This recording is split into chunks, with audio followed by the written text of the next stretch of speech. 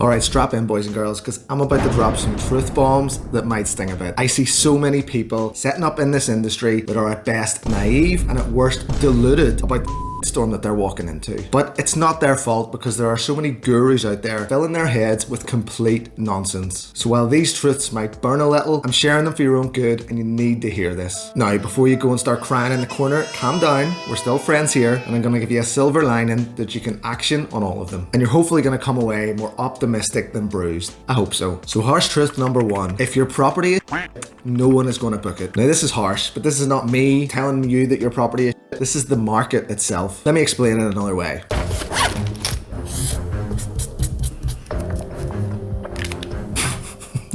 Here's my product. I've just created this product. What do you think of it? I'm going to put this on Etsy and I would like you to buy it. It's going to cost £50. How many of these do you think I will sell? I'm going to craft a beautiful title, hand-drawn image of Irish man. This is a local artisan artwork. I'm going to craft the perfect title, the perfect description, but guess what? No one's going to buy it. Now I could start blaming the Etsy algorithm. We're spending ages trying to optimize my Etsy profile. We're just saying Etsy doesn't work anymore and it's flooded. But in reality, that drawing is crap, so no one is going to want to buy it. And it's the same with your property, potentially. This is a reality check that this business is not free money. This is not a job where you can go in and go slow and you're still going to get paid. This is business and business is ruthless. Bookings are real people, real guests who have expectations and desires for their stay in your place or your area. And if they don't think your property is going to meet them, then they're not going to book it. Now before you say, oh, we're cheap and cheerful, we're not going for the luxury market, we're here for the budget people. Don't even think about that. There will always be someone cheaper than you. And guess what? They won't be making any money either. Now here's the silver lining. Well, if you haven't got started, first of all, the goal is to be the best. And when you're the best, you're the most expensive. You can research an area before you even buy a property in that place. You can look at the competition, look at how nice their places are. You can look and see exactly what their guests are saying in reviews. So you can hack the system of other people who are already operating. So you can start in a better position than they are. And if you've already got started, well, look, you can improve the property. Remember, any cost that you're going to be putting in to make this place better is going to be an investment that's going to pay you back in bookings and guests through the door. You can get better furniture, you can get better photos, you can just upgrade everything that's in there, and that, I'm telling you, is going to increase your bookings. So it's not necessarily the end of the business. But trust me, if your property's empty in a place where there is proven demand, it's because your place is not good enough. Harsh truth number two, Airbnb arbitrage is not as easy or as sexy as you've been told. I get so many DMs on a weekly basis from people, mostly young men, who have been sold the dream of Airbnb arbitrage or rent to SA, and they see it as a quick and easy way to make money. And the reality is the only people making money from this are the people who are training you how to do it. It is extremely hard to get a good deal on a good property through Airbnb arbitrage. You will not make that much money. Look at this calculation. So these are figures that I'm going off based on a standard 2-bed apartment in Belfast. So I'm going for an annual income of 35,000, which will put down to a monthly average when you've just divided it by 12, 2,916. Now that's going to be higher in summer months, lower in winter months, but you get the idea. The rent, I'm going for £1,200. Now you're not going to find a property that's worth putting on Airbnb for rental any less than that. If it's going to be cheaper than that, it's going to be a shit property. OTA commission is directly comparable to your income, so I've done 15% of the 2,900, 194. Your cleaning, I'm giving £50 here per changeover. That's going to include the cleaning and potentially the linen. In some areas, that's going to be much more. In some, if you're going to try and do it yourself, it's going to be less. But an average of £450 per month. Cleaning supplies, toiletries, any bits and pieces that you leave for the guests, they're going to cost about £50 per month as well. If you're doing Airbnb arbitrage, remember you have to pay for all the utilities. So that's the gas, the electricity, the broadband. I've gone cheap here at £200. Now, I don't even know if that's possible. Then you got your platform fees, your channel manager, your rate pricing software, everything you have to just sort of run the business. I'm going for £100 a month here. And any maintenance, now I'm not talking full on painting, you will have to spend at least a couple of grand if you get this property in the first place, because it's not going to be up to standard for Airbnb. I'm not even including that in this calculation. This is talking about batteries in the TV remote, plates getting broken and needing replaced, cups, stuff like that of just maintenance, wear and tear on a monthly basis. I've gone for 50 quid, which I think is actually quite on the low side. So the total costs are 2,244. Now when you take that off the average monthly income, that leaves you with 672 quid. And again, that's on an average basis. In the summer, yes, you're going to get a bit more, but in the winter, you could be in the red here. But what's crucial about this calculation, if that isn't clear enough that that is not enough money for running this property, whenever you divide that up to get your hourly rate, the numbers are just crazy. Now, if you're working 15 hours a week on this business, which is reasonable, because remember, you have to liaise with the cleaners, all the communication with guests, dealing with your rates, dealing with everything else to do with the business, I've put it down to 15 hours per week. Now, if you do that and you calculate your hourly rate over the month, £11.20, you would literally be better working in McDonald's or Tesco's. On top of that, property owners can be notoriously difficult to get on board to give you their property. Now, while you'll be pitching to them the benefits of guaranteed income, the property's going to be improved, the property's going to be maintained, people just don't like giving their property to someone else who's going to make a ton more money than they will. I see so many people trying to source properties for other people where the monthly rent that is being offered for this arbitrage is actually higher than the market rent. Like, it doesn't make any sense. If anything, the property owner should be giving us a discount because it's guaranteed and we're taking it for a 5-year lease and all the good things that I've just mentioned that we're going to do with it. And what happens then is that people get desperate. They get no after no after no. None of the training, none of the pitches, none of the scripts that they've been given by these gurus work, and they get desperate and then they take any old crap property that they know is not right in the back of their head, but it's the only one that someone's willing to give them. So they take it and then they end up with figures worse than what I just showed you. And they're losing money and they're tied in on a 5-year deal. It is not the right thing to do. But there is a silver lining. There is another way. I talk about it. It's how I built my business, and it's the management model where you manage a property on behalf of that client, that property owner. So they are no longer jealous and resistant to give you their property because they think you're going to make a ton more money. They know that you've got skin in the game and that you win and lose together. So you only make money when they make money. And on top of that, it's a much lower risk avenue for us as the operator. We have no fixed liability for rent. We don't have to pay all the utilities. We don't even have to pay the running costs of the cleaning and the maintenance. That all gets charged back to the client. This is a better way to get started in Airbnb or serviced accommodation. This is how you learn how to do it and save up enough money to start buying your own places. I've got plenty of videos you can watch on this on my channel about showing you exactly how to set up a management company. Harsh truth number 3 is that there are some absolutely horrible guests out there that you're going to have to deal with. It can make the business seem just horrible. Not all guests will be easy to manage. Some will break your house rules, some will cause damage, some will have parties, some will be overly demanding, and it just causes a big ball of stress that is horrible to deal with. It's a hospitality business, so you do have to be very mindful about your reviews, and of course, if things go wrong, guests are entitled to compensation or money back, but there are just people who come out and don't give a shit about us or our property. They're just there for themselves. And if you've already got started and you haven't encountered any of these, well, they're coming for you. They're coming very soon. Could be this weekend. Let me give you an example of one we have had in my business just this week. So we had 2 guests come and stay in one of our properties, 10 nights. They paid us 1,400 quid, and when they arrived, things had been missed.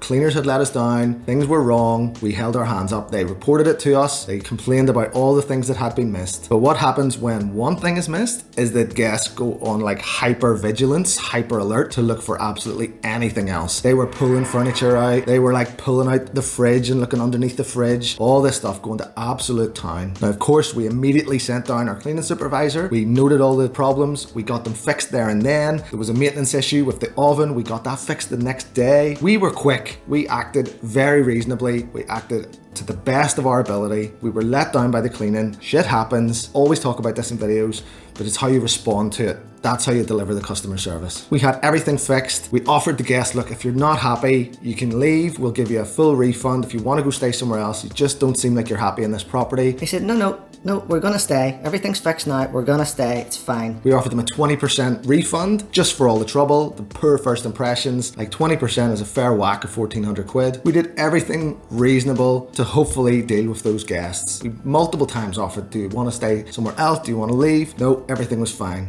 Yesterday, I got this email. The compensation we are claiming is broken down into 2 categories. Number 1, refund of the total cost of the apartment, 1,400 quid. For the daily stress occurred, we are claiming a sum of £1,000 as compensation in addition to the refund of the stay. This figure is based on the sum of £50 per person per day. That would bring our total claim to be £2,432. Now the key here is, should I not be fully satisfied with your response, I will not hesitate in taking this matter further. This will include, but not limited to, Northern Ireland Trading Standard Service. I will also be sharing our experiences on any relevant review sites and social media outlets. This is the weapon that guests who demand a refund always use. We're going to tell everyone about what happened here. We know what we did was right. We know there was a mistake. We know we rectified it in a reasonable way, and we know that this guest is not entitled to 50 quid per day per person on top of a full refund when they stayed the entire stay. We fixed everything within a day and they decided to stay on for the entire time. But this is what you're up against. So let them write their reviews online. We can respond in a professional manner, detailing everything I've just explained, so future guests can see how we respond to problems. But those guests are out there. And actually, this is a harsh truth for myself as well, because we've just gone through it. But the good thing is, with the right system in place, these difficult guests can be weeded out, stopped at source before they even get into your property. Protecting your property is so important that I made it one of my 5 fundamentals that you can get in my book. It's really important that you have a strict vetting procedure so that you're super on top of who are coming into your property, what are the red flags you need to look out for, and how to get them stopped before they even arrive. Harsh truth number 4, and it's tied to that one, it's that negative reviews can hurt. Now, not just hurt your business, which we'll come to in a second, but it can feel like a real punch in the stomach when you've done everything you can for a guest, you've spoken to them during their stay and after, and they've said, everything's been great, I'd love to come back, can't wait, everything's just been amazing, and then they give you like a 3 out of 5 or a 6 out of 10. And then when you do get this review blackmail from bad guests who actually have threatened to leave this review, that can hurt as well, to read things that you know they've exaggerated or are just plain untrue in that review to try and blackmail you into giving them a refund. Now, while one bad review hurts personally, and it will do some damage to your reputation in terms of your overall score, consistent bad reviews are going to absolutely floor your business. This is a review-driven industry. People make their decisions on buying your property based on the reviews of other people. So one bad one is not going to make too much difference, but consistent bad ones where people are saying the same thing, guests are just going to be like, no way, it's not worth the risk. But here's the silver lining. That horrible feeling you feel in your stomach,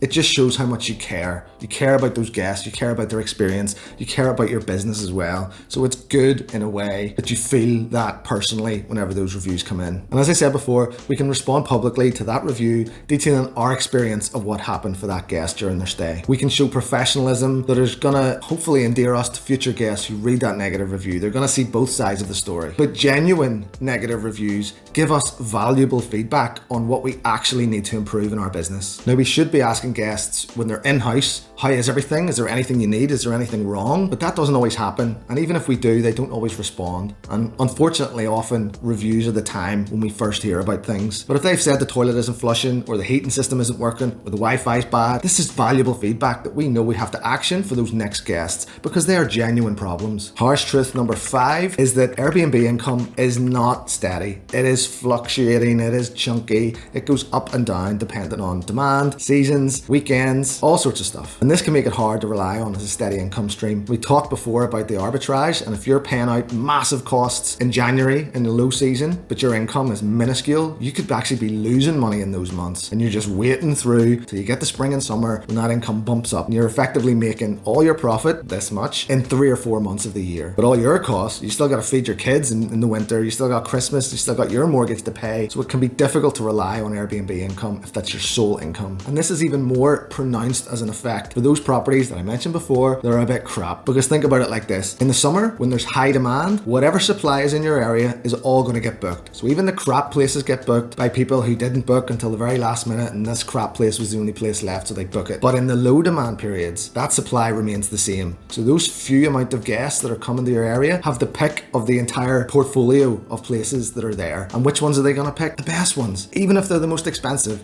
because it's all relative. All of our rates go up and down. My rates drop in the winter just as much as the shit ones do, but mine still remain much higher than the bad ones. Now, for the silver lining here, there are tools that will be able to help you gauge the demand in the winter and the summer, all through the year in any area. Use a tool like AirDNA, where you can delve right in when you're doing your research about whether you want to open your Airbnb up in this area. You're just going to have much more information. You're going to be able to research those properties yourself, see how busy they are, see what their nightly rates are. That's how you go in with your eyes open, because the last thing you want to do is get started in summer and think, happy days, I've made 5 grand in August, multiply 5 by 12, and that's what my income's going to be for the year. you're in for a rude awakening and a long winter. On top of AirDNA, once you've actually got running, you can use and invest in a tool like Price Labs that's going to manage your rates up and down whenever it's needed. In periods of high demand, it's going up to get the best rate you can. In periods of low demand, it's going down to keep you as competitive as possible to get bookings in and keep the lights on. Next up, and this is one that everyone who's already got started in Airbnb will know, this is a full-time job. And when I say full-time, you might not be working 40 hours a week, but you will be working evenings, weekends, in the middle of the night, first thing in the morning, dinner time, putting your kids to bedtime. You don't get to decide when guests contact you. So you're managing the bookings, you're managing the cleaners. Please tell me you have cleaners and you're not cleaning it yourself. You're communicating with the guests, all those questions back and forth. You're handling complaints and you're maintaining the property. You're fiddling with your rates, you're on your listing. There are so many jobs, so many hats you have to wear in this role. It's a small hotel and you have every job in it. It's time consuming and it is far from passive income that the gurus are telling these Airbnb arbitrage young men. Your phone is dinging constantly. You're going to start thinking you feel it in your pocket even when you're not. You're going to have your weekends, your holidays, your date nights ruined or interrupted. And it's a tough job. Your other half is going to be rolling their eyes on a consistent basis thinking, why are we even doing this? But the silver lining here is it can and it better be systemized. All of those tasks that I mentioned at the start can be leveraged out for other people to do. There's tech and systems and platforms that can take all of that off your plate. Yes, these are not free, but they're investments to get your time back so that you have a business that runs without you, not a job where you're only making money when you're working. So I talked before about how protection was one of my 5 fundamentals to protect your property from bad guests. Systemizing and processes is the 4th fundamental in my book as well. It can be done. It has to be done. This does not have to take over your life. This can be an enjoyable business. It's making you money while you're asleep or on a beach. The next harsh truth is that Airbnb don't care about you, and even if they did, it's such a flooded platform that it's almost impossible to get traction on it. The Airbnb platform itself is changing to prioritize crazy mad properties that people have on like a bucket list. You can stay in a castle or a UFO or a treehouse or a submarine. There's no tab for a boring old 2-bed apartment in Belfast. Add to that, it seems like the entire world is on that platform offering properties. It's so difficult to stand out, get noticed and get bookings, especially if you're coming with a poor property with rubbish photos like we talked about in the first harsh truth. But the silver lining is you don't need to just rely on Airbnb. There are plenty of other OTAs out there that want your property on their platform so they can get commission from you. Top of the pile in my opinion is Booking.com. They're a beast. We get like 90% of our bookings from there, and it's actually only a couple of percent from Airbnb. If you go on Booking.com, I guarantee that there will be far less competition in your area compared to Airbnb. There are just millions of people around the world who wouldn't even consider using Airbnb. They would only go to a more sort of traditional booking platform like Booking.com or Expedia. And if you're showing up there, well then even better. Not only is there fewer competition, but there's more people using it and more chance of you getting booked. You're going to be showing up beside hotels, guest houses. Everything is going to be in your favor to be seen more and to get booked. Now the next one is the big fat elephant in the room of local regulations and restrictions coming in. This seems to be happening all around the world. I mean, leave me a comment. Is there regulations where you are, or is there ones coming in? I know what's happening in cities across the world. And for me and for all hosts, it's incredibly frustrating. My personal opinion is that us hosts are an easy target for councils or governments who want to just point the finger, have an easy target to push all the blame to instead of their responsibilities of building more houses. The power of tourism to transform areas is unfathomable. The amount of money that comes sloshing